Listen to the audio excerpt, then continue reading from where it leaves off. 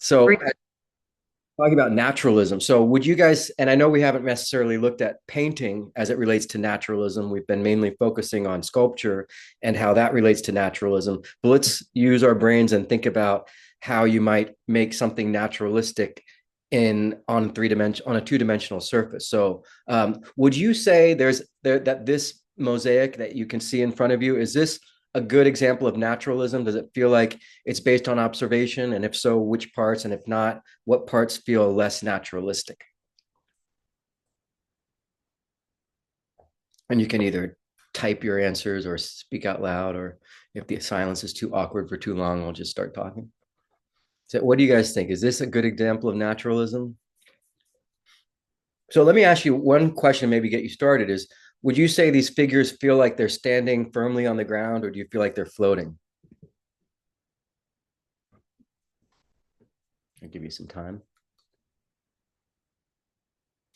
Someone says, uh, wait, everyone, firm. So interesting. Yes. So they certainly are standing, but one thing you'll notice is there's a kind of like lack of real gravity. They are standing firmly, but they kind of got their two legs spread across, so they don't have that contrapposto we saw. So this is kind of a shift away um, from kind of what we've seen before. And I know it's a little tricky now that we're getting into mosaic and eventually painting.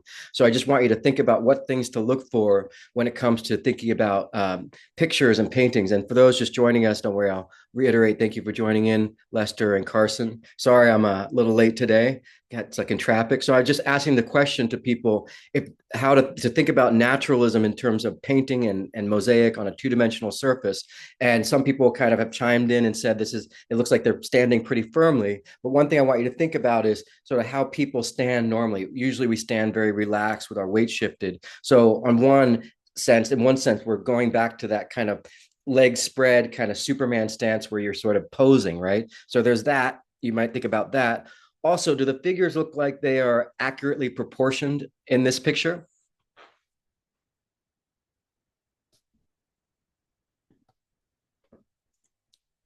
Someone says, yeah. So in fact, I can't measure right here, but for me, they kind of look a little elongated.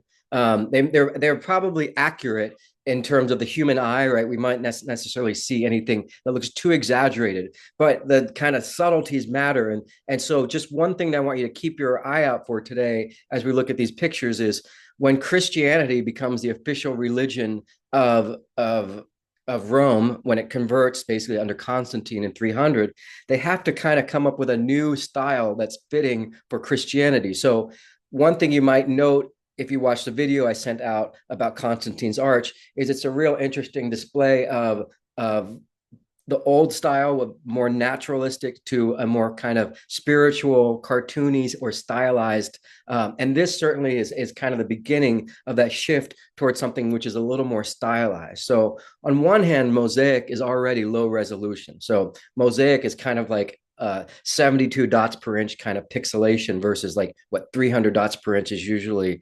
thought of as high resolution. So one, mosaic is already kind of not as perfect for coming up with high resolution imagery. So it is limited, but just keep in mind that as we look at these pictures, we're going to see a shift away from that hyper naturalism we saw with like Caesar Augustus to something that's just a little more focused on the spiritual, on the other world. And is there anything you see in this picture here that looks overtly or clearly Christian? Is there anything that's spiritual that you see in this picture?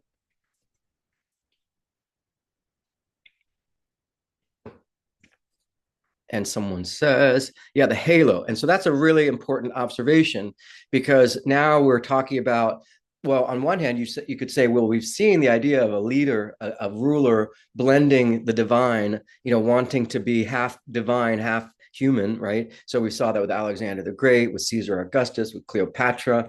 This sort of the vanity of wanting to be a sort of divine leader is very common throughout history, right? And the clothing they're wearing, someone points out that's very spiritual, kind of priestly clothing in the back. The robe, the toga is very much taken from the Roman tradition.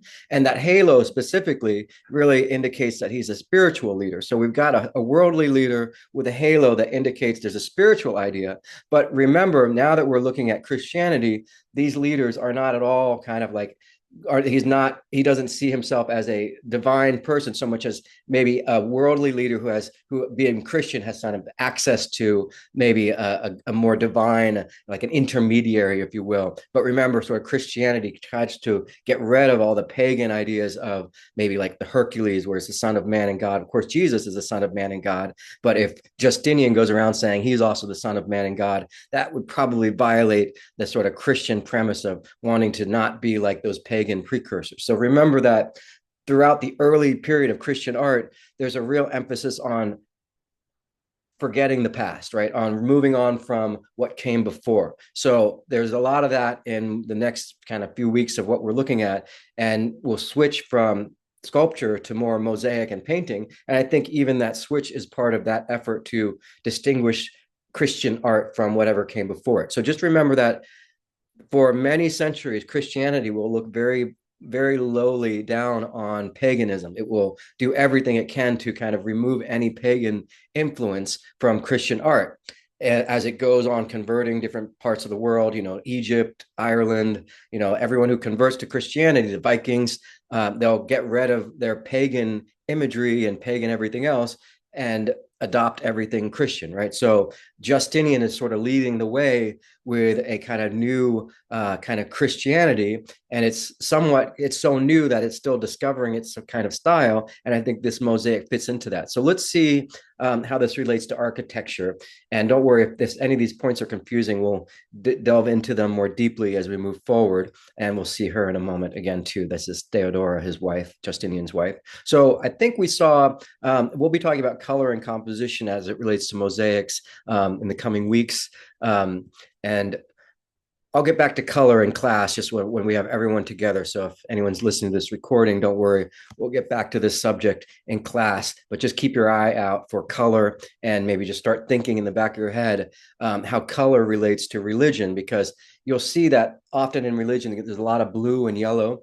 And I think that corresponds to like the sun and the sky, sense of the infinite, richness of the sun, everlasting life. And green is also very present. And of course, all the colors might appear, but just remember, we'll be talking about the relationship between color and composition. And by composition, generally, I refer to the organization of space on the canvas. So going back to architecture for a moment, I think we left off talking about Constantine converting to Christianity, and Maxentius had his basilica in Rome that becomes the basis for the Christian church. And Constantine moves the capital east to Constantinople. And as you can see, this is the Byzantine Empire, which is the Eastern Roman Empire versus, the Western Roman Empire, which we see on the West. And, he moves it for many reasons. One, to be closer to trade, but also to be closer to Jerusalem. And to just sort of, plant his flag, closer to the source of all the wealth in the world, the textiles from India, the silk from China. And it's kind of a blueprint that he copies from Rome, the aqueducts, the bridges. So there's a lot of continuity from Rome to the Byzantine Empire. But the longer time goes on, the more they start developing kind of insurmountable differences, language differences in doctrine, and even the art starts looking very different. So for a little bit, we're going to focus on the Byzantine Empire, but next week we'll go back to Rome, and moving forward, we'll keep looking at Roman architecture and how architecture relates to artwork, because of course you need a place to display your artwork. And today we have museums, but back in the day, the church or whatever equivalent kind of religious building was primarily where you would display art. Of course, our earliest examples were in caves, right? So now we've kind of rebuilt the cave above ground, and that's a church. And now we paint the walls, and that will eventually become a way of visualizing the Bible or illustrating the Bible to people who can't read. And that's a very valuable use for art, to kind of visualize that which someone can't read about unless they know how to speak Greek or Latin.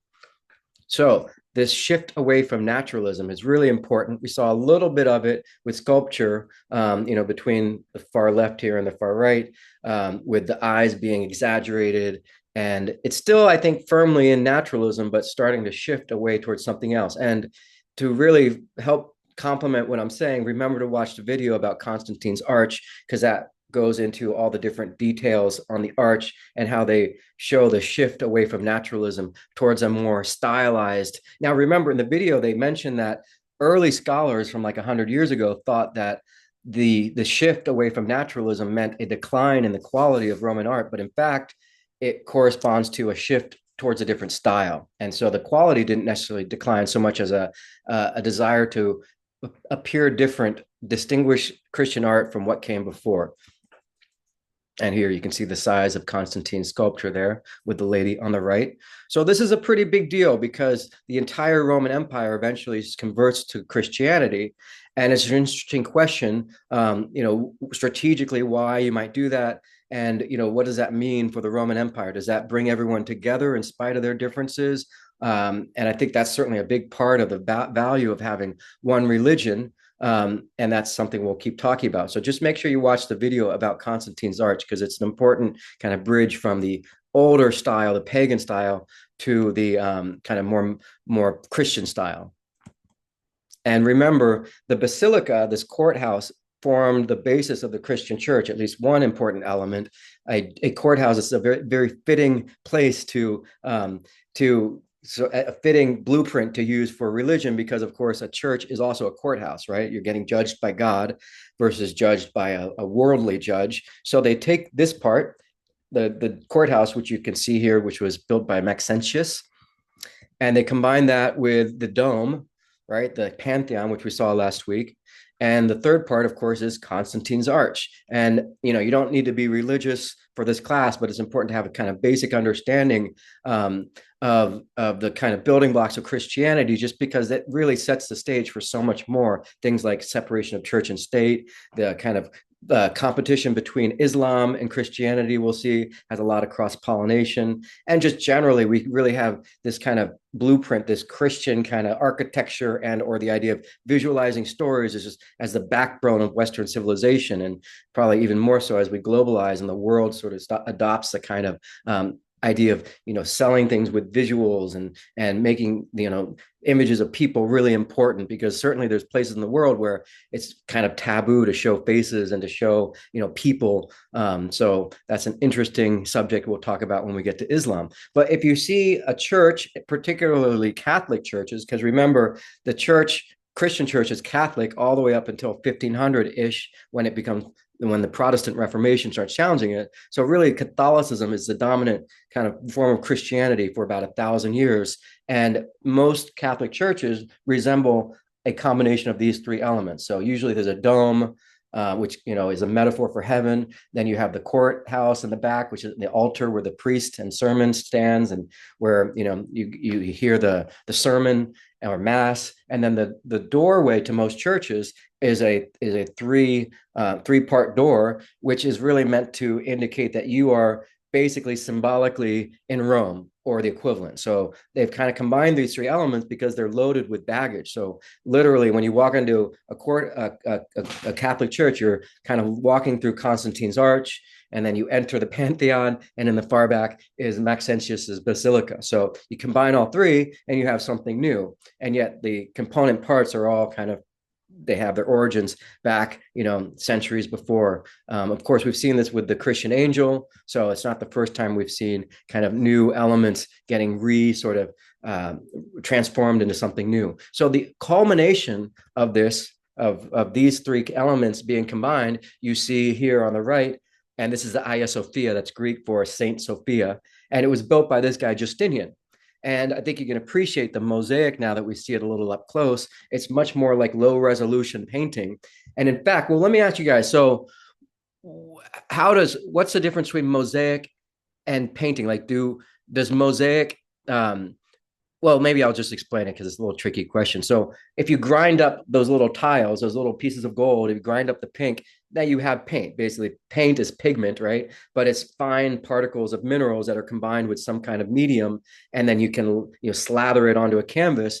And you can do a lot more high resolution work with painting, but perhaps maybe it's more subject to water damage or other things. So mosaic has a certain quality of almost blending architecture with imagery. And a lot of this is because the Byzantine Empire overlaps with Greece. And in Greece, that's where the tradition of mosaic really sprang to life. So Christianity, really, wherever it overlaps with local culture, is going to resemble or absorb some of that local culture. And in this case, the Greek tradition of mosaic kind of seamlessly flows into the Christian practice of bringing to life subjects with mosaic.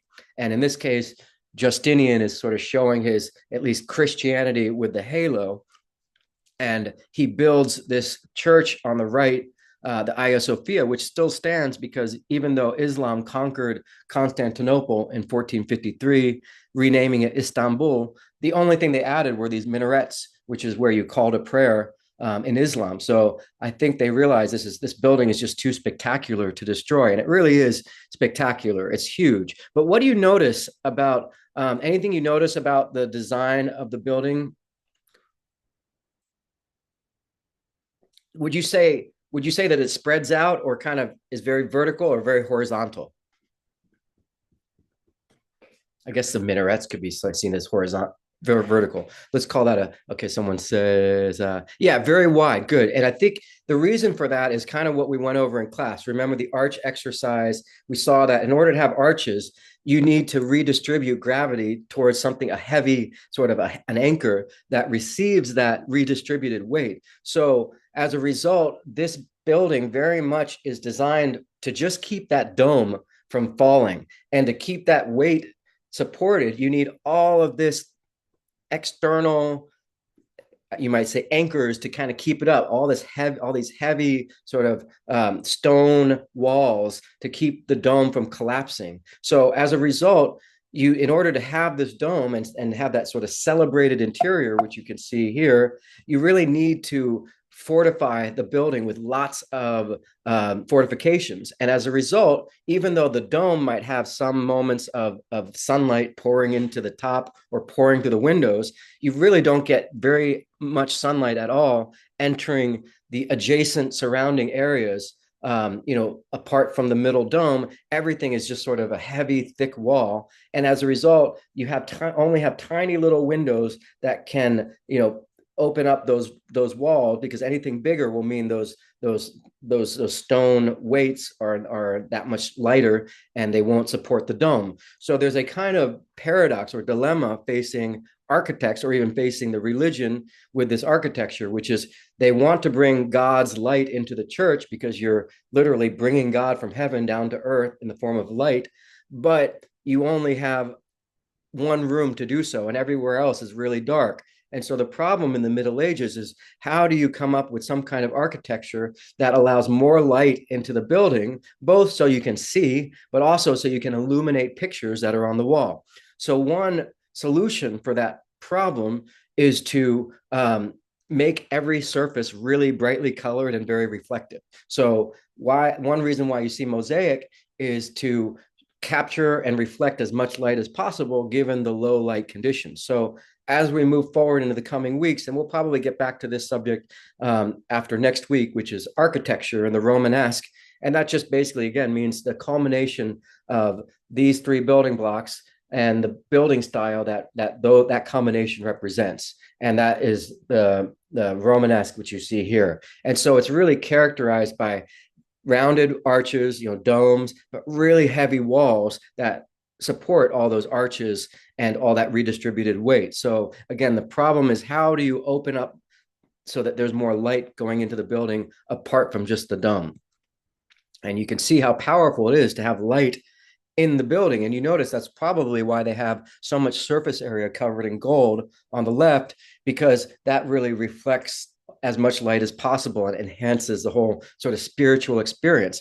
And that goes again back to what I was saying with naturalism and the shift away from naturalism, which is to say, this is very much about kind of feeling like you're in heaven with light pouring in. And so you're not necessarily looking at the Pantheon on the right with the statues so much as focusing on the light source on the very top and really trying to amplify that light and make that the real presence of God, which is, very powerful to think of God in the form of light, because God is, all seeing, just like light, omnipresent. Light is everywhere, and light is undying. And we get the metaphor of light versus dark as, I think that's pretty neatly, made real right here. But of course, a big difference between the right and the left. They're both kind of trying, the left is trying to outdo the right, but also add a whole new spiritual component of gold and feeling like you're in heaven.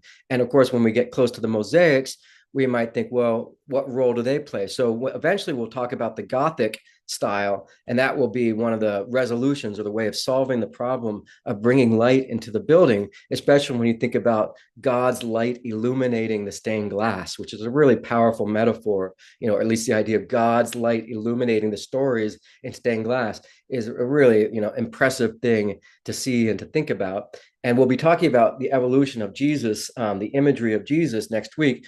And you could see here on the right, this is a good example of this early shift away from naturalism. So this is a good example of some of the instances on Constantine's arch that don't resemble early Christian, or at least Greek, Roman and Greek sculpture, because they're so kind of cartoony and so kind of like different. They still have elements that resemble it, like the cloth and the fabric. In fact, it almost looks like the Buddhist kind of twist on Greco-Roman. Sort of the further you get away from kind of Rome, the further art starts to kind of blend and transform into something else. So I think this very much captures that shift. And the figure on the lower middle or the middle bottom, that's actually Jesus. So early versions of Jesus, in fact, in the middle top, that's Jesus too. So the early visualizations of Jesus were him as a boy.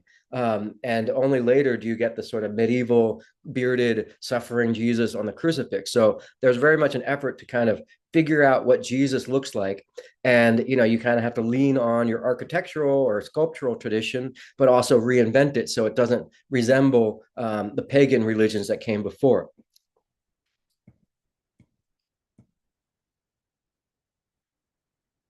So let's take a look at some mosaics. We'll kind of, as we move forward, we'll talk about the merits between, mosaic and stained glass and painting. So I'll save this for a later day.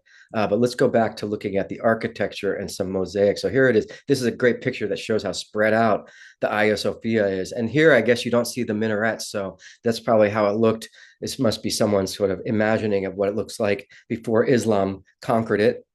And you still see elements of Islam, and it is a mosque now. So, it makes sense that you'd see, writing. And we haven't talked about Islam yet, but for now, just remember that in Islam, it's a big no-no to depict anyone, a person. That's a big taboo. And we'll later talk about why that might be. But, light, color, and space, those are key elements of a church, a mosque, a synagogue, any religious temple, right? And light and color and space are sort of sensual experiences. So there's a kind of sensual experience when you go into a church or into a religious building of any sorts. And, depending on the religion, you might emphasize the pictures, you might emphasize the light, you might emphasize the color, but certainly the interplay between all three and the space has a powerful sensual experience, including sound, your eyes, you can smell, the incense burning perhaps, and you can feel the space, the acoustics. And so you're really meant to feel like a sense of awe and like proximity to the divine, and maybe just kind of take you out of your sort of dark and miserable life for a moment and feel some kind of spiritual connection to something beyond. And I think that's exactly the idea with kind of this new style of art, kind of to the metaphorical value of creating a house of God, where the walls become a way of visualizing the Bible for people who can't read. And mosaic is the first form of doing so. So when you see this is the Virgin Mary and Jesus, and we'll be revisiting these subjects later. This is a good example of the spiritual focus. So now we notice she's up on the wall, up on the dome, floating almost in heaven.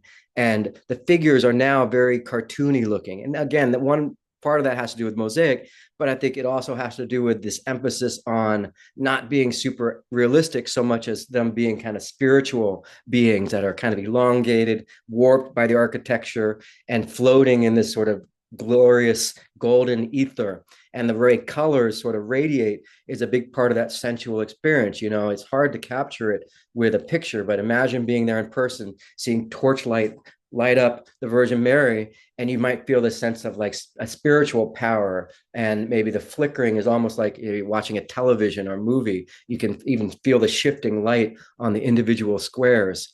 And likewise here, I think the idea is that Jesus is blessing you, giving you this intimate blessing. And again, the colors are blue and gold because that's a very powerful combination of colors, which is not only just visually powerful, they contrast quite a bit, but they also kind of make you sense the same infinite of the blue sky or the richness of the sun, the life-giving qualities of the sun.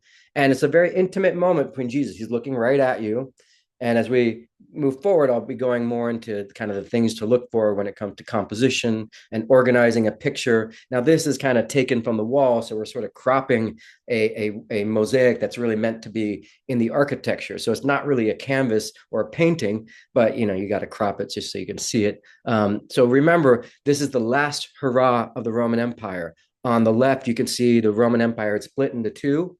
And on the right, Justinian and Theodora recombine the Roman Empire for one last generation of kind of glorious sort of unity, only for that to kind of unravel. So we'll be talking about how that relates to climate change and Islam, because apparently maybe a volcano might have had something to do with this, according to some. But briefly, let's kind of take a look at the Theodora version of the mosaics here. So here is Queen or Empress Theodora. So is there anything holy about this picture, and anything that for you seems to indicate that she's got a connection to heaven or Christianity?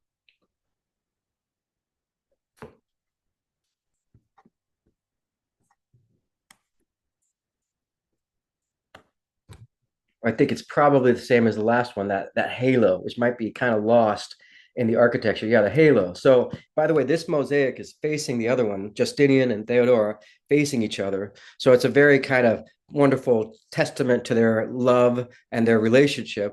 And again, a unique example of Christian art that comes from the very early beginnings. Yeah, the robes likewise are very kind of, they've got that kind of regal quality of like the priests and the ministers. And of course, in this case, we've got, well, let me ask you, we remember we looked at the Bonham-Pac murals. So what makes Theodora the focal point? What makes her the most important person in this picture visually?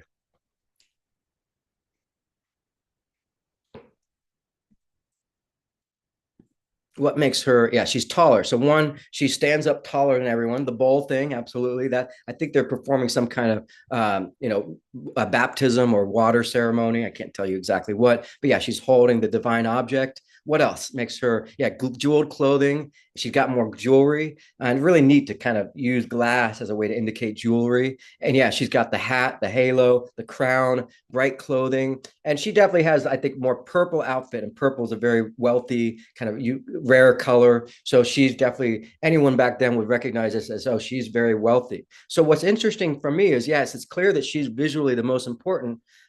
Yeah, communal wine. Thank you. So then maybe the wine, so maybe the Eucharist or something like that. Thank you, Carson. Obviously, my Christian doctorate is and knowledge of the rites is somewhat limited, but very good to have other people inform me. So you might think, what's the basis of her power in this case? So what is this picture saying about what's the sort of basis of her being the most sort of powerful woman in the land? Is it well, compare, as I asked that, you might compare that to this picture. So in this case, his power really rests on the priests and the military, right? You've got the priest class as this sort of entourage of advisors, and then you've got the military behind them. So what about her? What is the sort of basis for her power?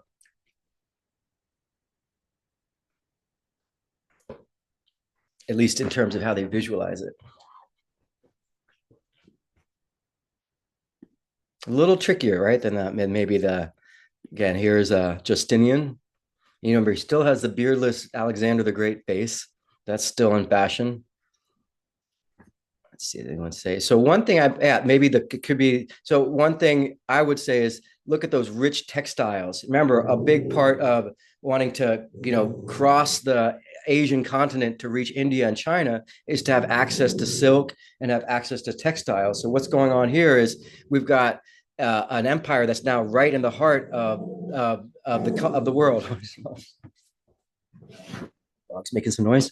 And so what you see here is really her basis for her power legitimacy is like wealthy, rich textiles and beautiful sort of drapery and silks and things like that.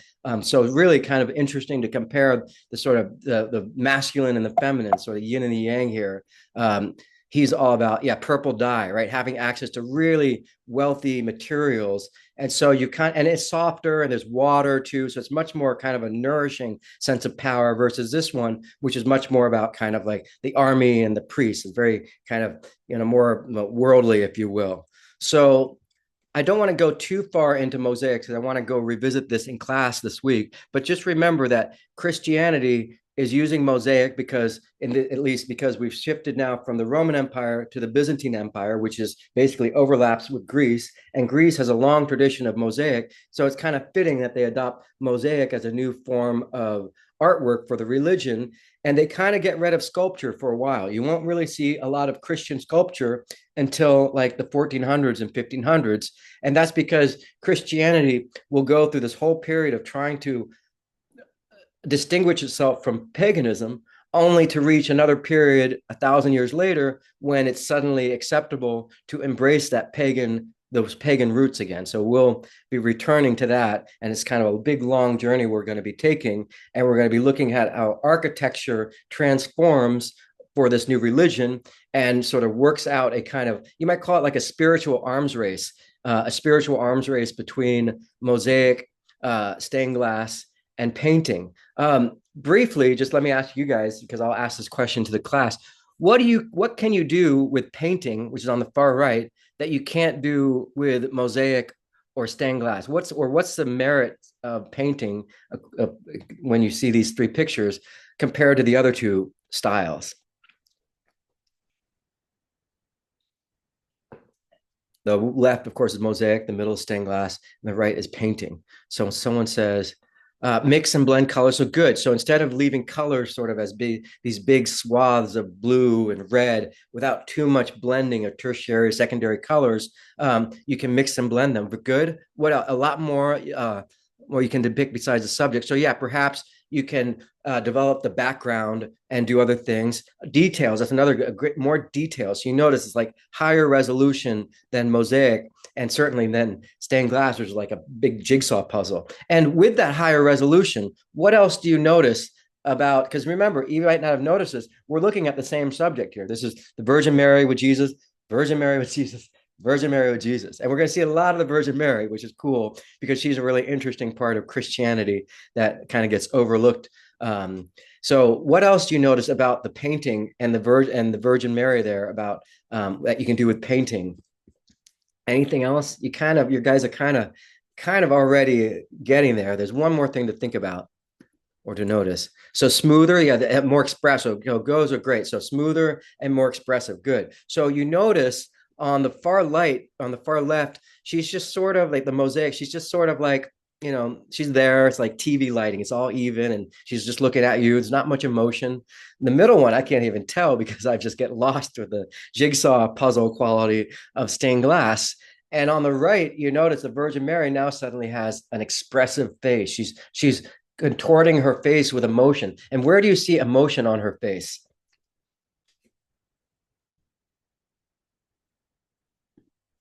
Yeah, her eyes. What can you be specific, Kaden? What about her eyes? Like, tell me what her eyes are doing. Are they kind of alert? Are they squinting? What's she doing with her eyes? What emotion does she have on her face with those eyes?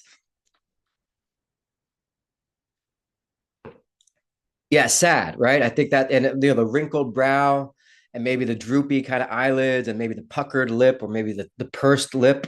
It feels like she's really sad, right? And so, I'm gonna keep beating this subject over and over, keep revisiting this because it's really important that with that higher resolution quality to painting, you can now capture details like emotion. And once you can capture emotion, then you're really connecting to people because, as you know, or as you will learn in life, emotion It's such a powerful way of connecting to people, getting them to buy your stuff, getting them to vote for you, getting them to feel a connection to you. So even though mosaic and stained glass have these wonderful qualities like color and reflectivity and kind of hypnotic details and just overall sort of sensory, like a sensory experience, painting has something the others don't or have a hard time having, which is emotion and depth. And so as we move forward, those are really going to be key elements to painting that lead to this total transformation of painting from this very flat kind of flat surface to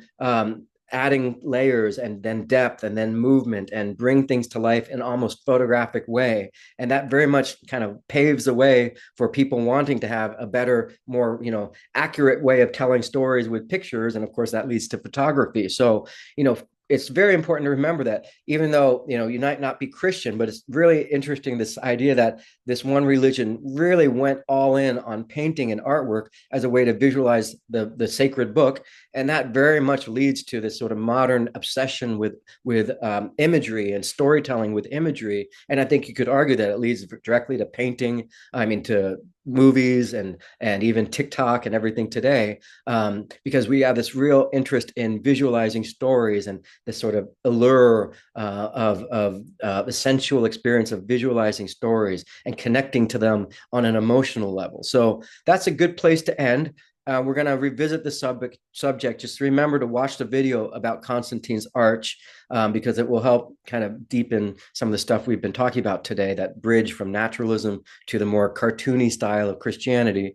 Another way of saying cartoony is schematic or stylized. Cartoony is a little derogatory, but nevertheless, I think you get the idea. So I'm going to post your homework, but I'll let you guys know the homework is basically, I'm going to want you guys to look at all the slides I posted. I think the 3 or 4 lectures, or just pick, one picture that we've seen on those slides and write about why you think that's the most interesting picture you've seen so far, according to either the history related to it or just the visualization of the subject that you see. So it can be a sculpture or anything we've seen so far. It could be work of architecture, but the idea is for you guys to go look back through the slides that I posted on Canvas and pick one slide that you think is more interesting for you than anything else we've seen. And you're going to write just a few sentences about why that is. And so that's it. But that won't be due until Tuesday. And remember, we won't have class Monday. So next time I see you guys will be on Wednesday. And I think we'll probably spend most of the class watching a movie or a documentary